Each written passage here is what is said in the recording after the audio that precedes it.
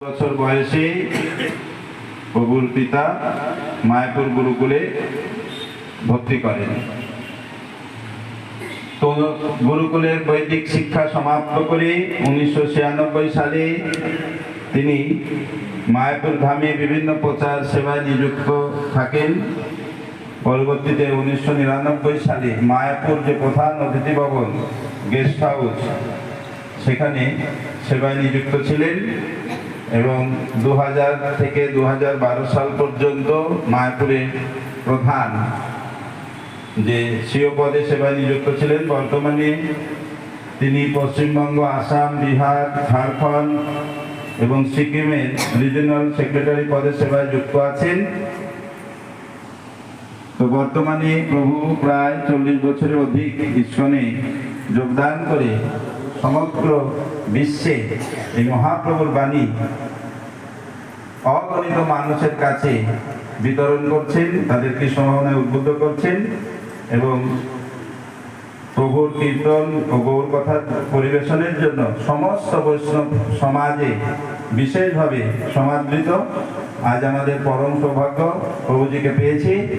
তাই এই তারকেশ্বর প্রভু এর আগেও এসেছেন, তো প্রভু কৃপা করে আবারও এসেছেন। আমরা হার্দিক অভিনন্দন স্বাগত জানাচ্ছি এবং অনুরোধ করব যে প্রভুকে এই গৌর ভাগবত, বীর্যবতী ভাগবত কথা পরিবেশনের মাধ্যমে ভক্তদের কৃষ্ণ ভাবনায় আরো অনুপ্রেরণা লাভ করতে পারে, তার জন্য অনুরোধ করছি।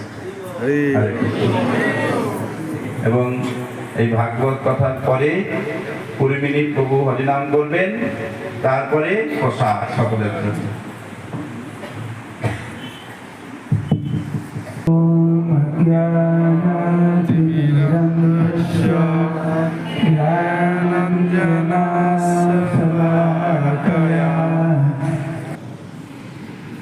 এটা না আপনি ঠিক করতে পারবেন না আমি ঠিক করতে পারবো।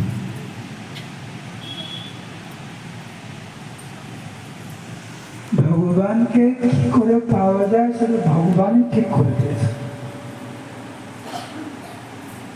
আপনি আমি বসে একটি নতুন পদ্ধতি আবিষ্কার করতে পারি না, সেই অধিকার ভগবান আমাদেরকে দেননি।